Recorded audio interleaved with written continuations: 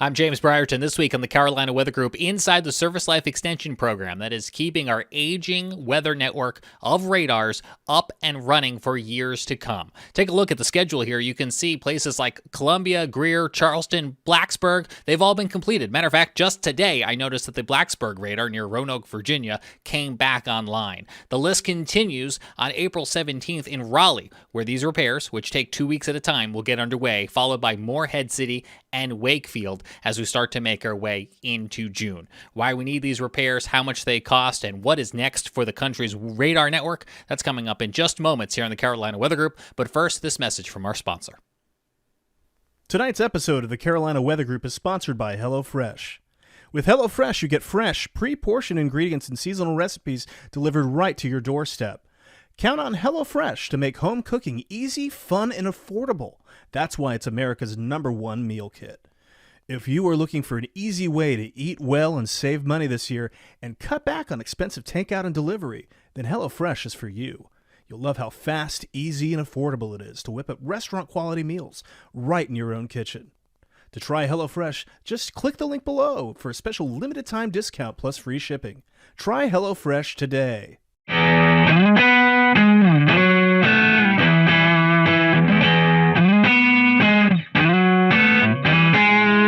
Hello, everyone. Welcome back to the Carolina Weather Group. Happy to have you this evening. For those who are watching us here on our streaming platforms and those who are listening on the podcast platforms, we appreciate you joining us.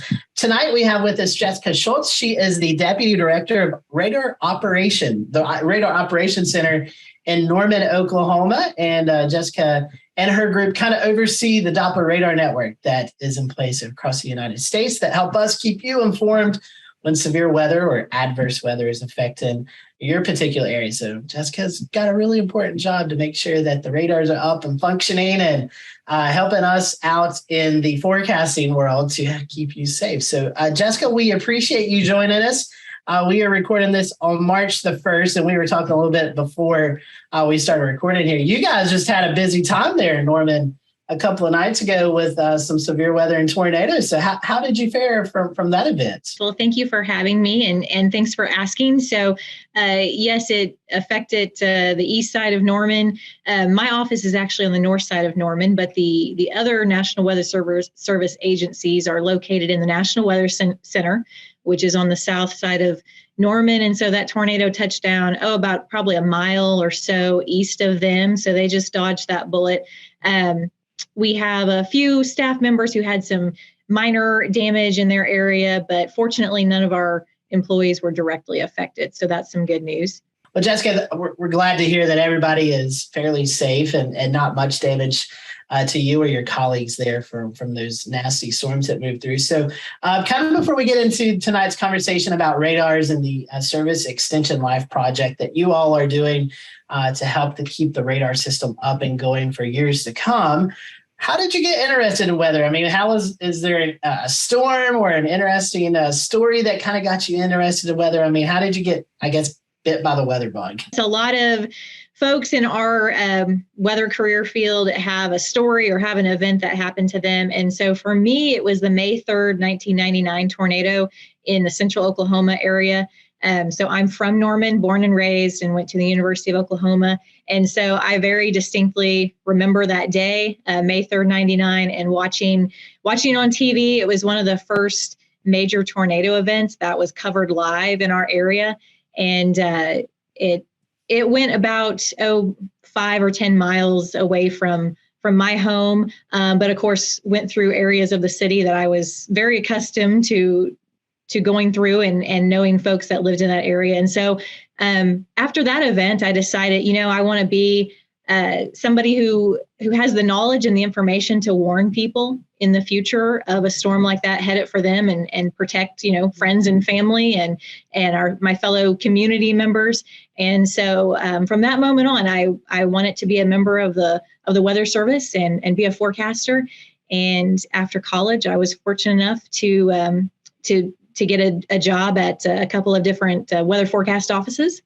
And then that kind of launched my career. That's really cool. One of those, I guess, memorable events that we'll always remember, the May 3rd tornado there in Oklahoma City. I know, like you said, it was one of the first live coverage. And just and that was that tornado prompted the first tornado emergency issued by the Weather Service, correct? I believe so. Yeah. Yeah, and if I recall from the videos, it's just a monster tornado, just very large. So, well, talking about tornadoes and how we detect them is by Doppler radar. And we know that Doppler radar is a very important tool for everyone in the weather industry, from broadcast to NWS to research and education. So tell us, let's start with the basics. Some of our listeners may know, some may not know. Why is radar important? What's the big deal about radar? Why is it so useful for us here in the weather community? So radar is really the primary tool that forecasters use to identify the location and severity of the storm. So the radar sends out a signal, and then it listens for that signal to come back. And the amount of time and the strength of the signal that is returned determines what is out there, what type of storm is out there, how strong it is, the intensity, where it's located, the wind speed and direction. And so all of that information is useful to meteorologists to warn the public about what is coming their way. That's a big tool. Most important tool that, Frank, that you and we all use. Jessica, you guys use theirs. This is how we keep everyone alert to what's coming your way, whether it's flash flooding or severe weather, tornadoes. So we know radar is a very expensive tool. And with all instrumentation, it always needs some maintenance. And so there is a project that you all at the Radar Operations Center are working on. It's the Radar Service Life Extension Program. So tell us about that, and what are some of the key things you all are working on to help these radars continue to function for years to come? Sure. So I'm sure your listeners are probably aware that the radar, it's sometimes called NEXRAD. You might also hear it called the WSR 88D, which stands for Weather Surveillance Radar 1988 Doppler. And the 1988 stands for the original design year. But make no mistake, the technology that's in there is not from 1988 by any stretch of the imagination. So my organization, for those who don't know, we're a unique one-stop shop of providing life cycle support for the radars. And so throughout the history of the radars, from the time that they were first deployed in the early to mid 90s, my organization regularly, every year, is doing software updates and hardware updates to bring the latest technology into the radars. And some of the examples that your listeners are probably familiar with is dual pole, for example. So that was a major upgrade in the 2013 timeframe that we deployed across the country. So a lot of the components are regularly refreshed and upgraded. However, there are a few major mechanical components that are original to the life of the system. And so the original lifespan of the radar was about 20 to 25 years. And of course, we've met and exceeded that at this point. So the Service Life Extension Program is a major investment. It's about $115 million to repair and refurbish those major mechanical components. So right now, we are repairing and refurbishing the pedestal, and that's the major metal inside that soccer ball that folks are used to seeing with the radar. It's inside that dome, and it's the major mechanical component that allows the radar antenna to spin. And so folks may have seen pictures on Twitter or on their local National Weather Service's office's webpage. Sometimes they post pictures or time lapses of this event where a crane lifts that white dome off, puts it on the ground, and then lifts and replaces that big metal component, and then, of course, replaces the dome. And so that activity, of course, is going on in the Carolinas early this year.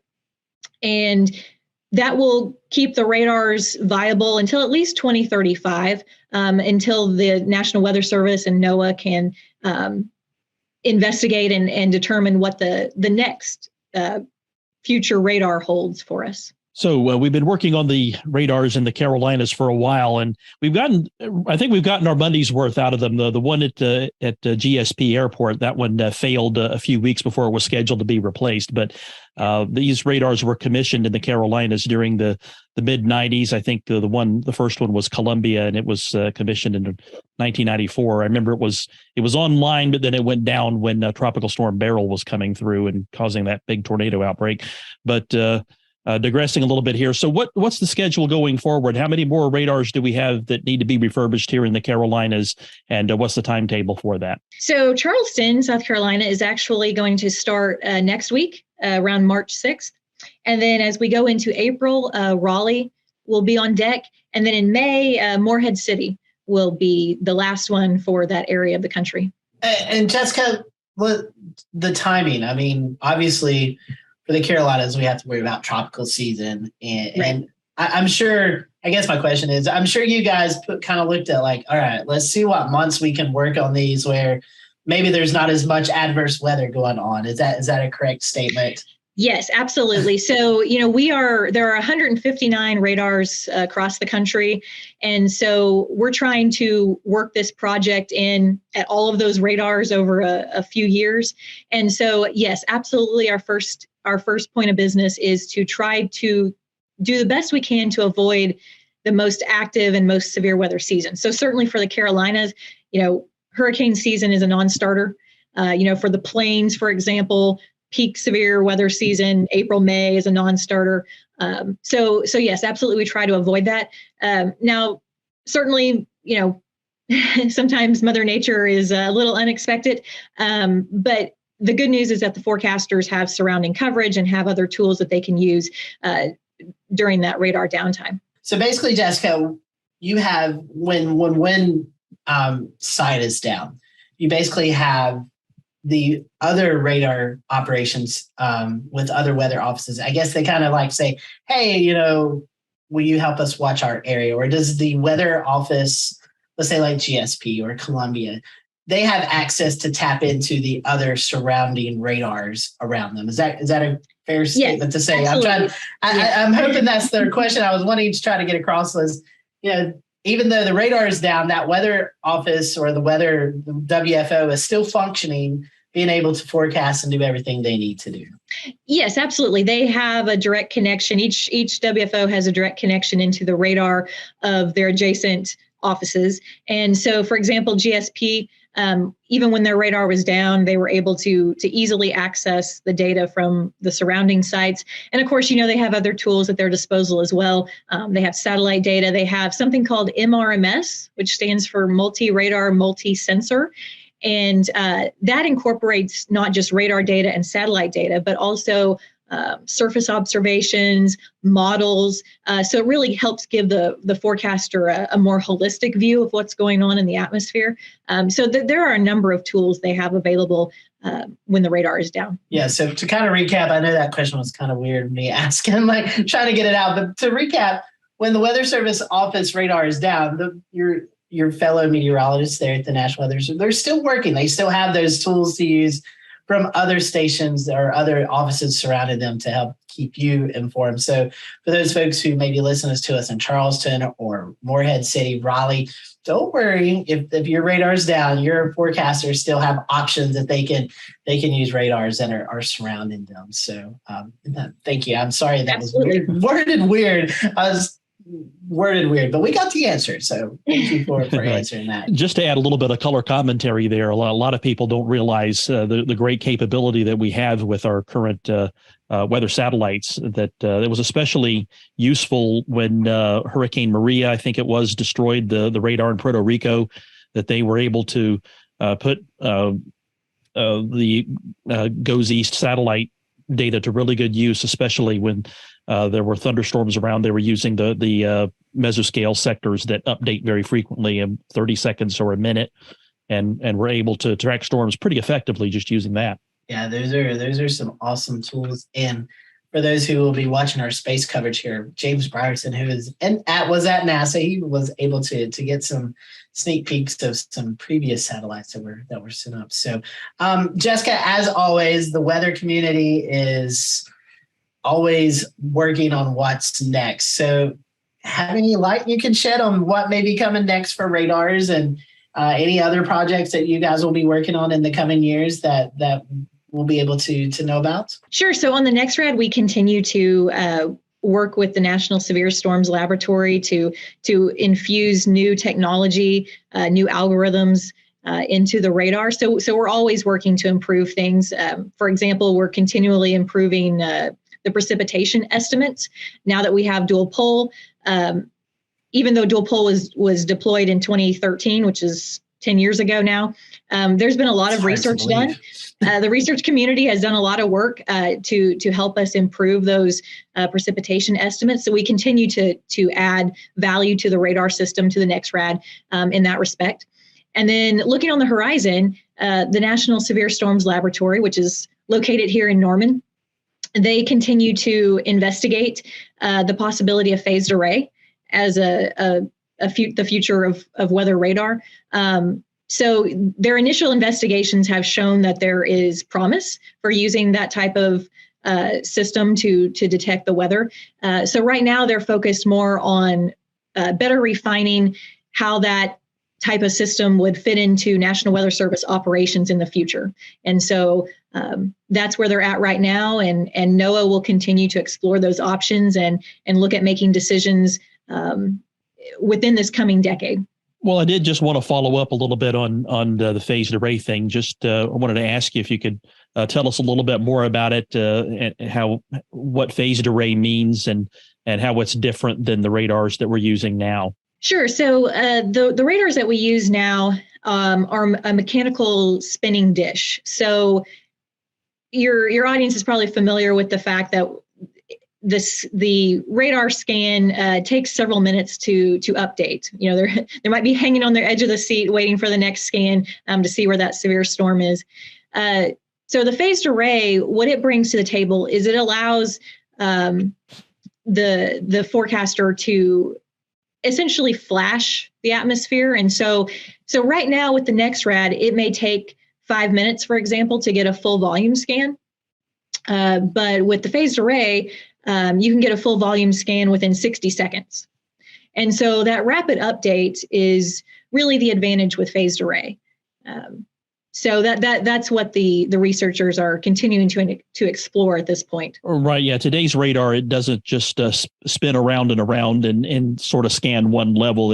Instead it spins around, scans one level with a certain tilt of the radar dish, and then it tilts up a little bit higher and scans it again. And it takes typically about 5 minutes to complete one of these volume scans, we call it, to scan each tilt that's needed to get a good reading on the storms that are present at the time. Well, that is some good information. And the phase array. So that I'm sure that will continue to work on.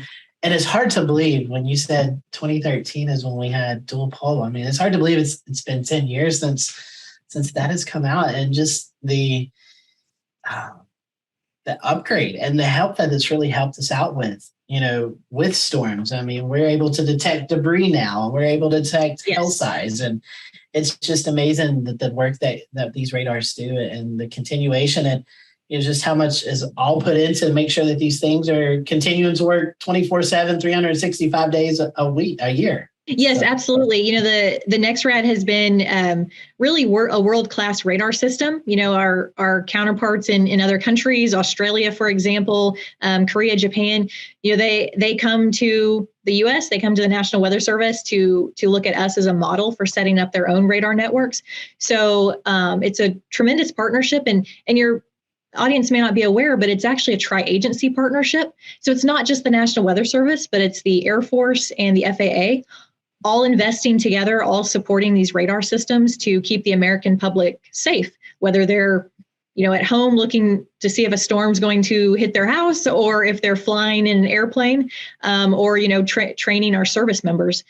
So it's a very unique and successful partnership that we've had for the last 25 to 30 years. And it definitely has saved lives. I mean, there's no doubt about it that radars are very valuable and worth every penny that we spend on them, because as you guys experienced just a few days ago there in Norman, I mean, From my understanding, there was some injuries, but no deaths because we were able to see these tornadoes and people were able to get the warning they needed to seek shelter before it hit their homes. Yes, absolutely. And, that's one of the things that the folks that work at my organization, since we focus strictly on the radars day in, day out, our folks, we have a lot of people that come here and make a career out of working on the radar program.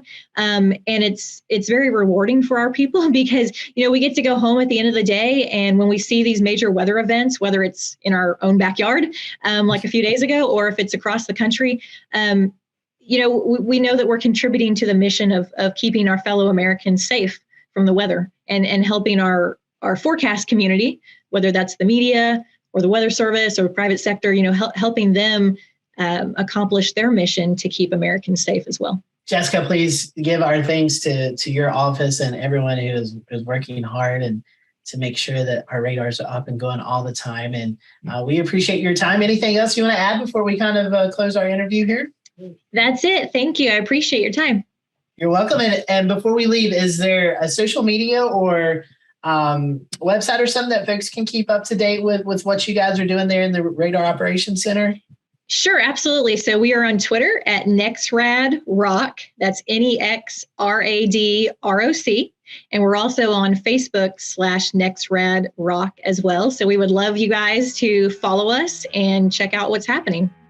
All right, we will do that, and we'll make sure to push that out on our social media when we release this program. So, Jessica, thank you for your time, and thank you all who are watching and listening tonight. We appreciate that.